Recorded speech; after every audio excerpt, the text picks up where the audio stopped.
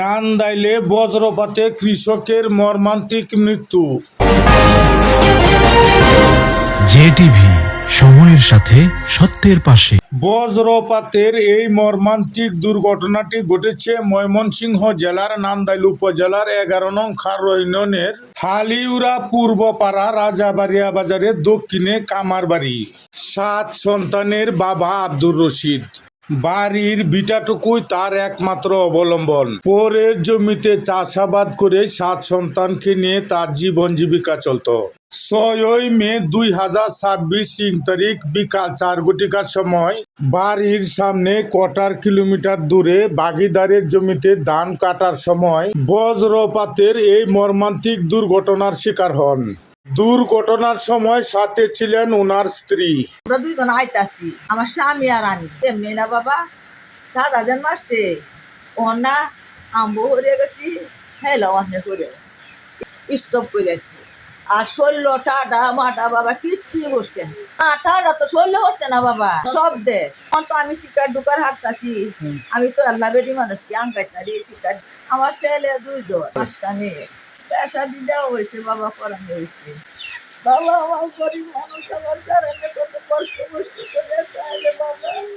আমার ছেলে তো কত কষ্ট থাকতে বাবা, কষ্ট হচ্ছে বাবা।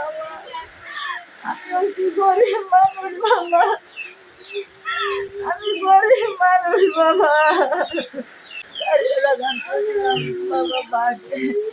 আমি জীবন দিয়ে বাবা কষ্ট করে পেশা দিয়েছি বাবা। আমার ধন সম্পদ বাবা কিছু নাই বাবা, খালি আমার এই ঘরের জায়গা আছে বাবা।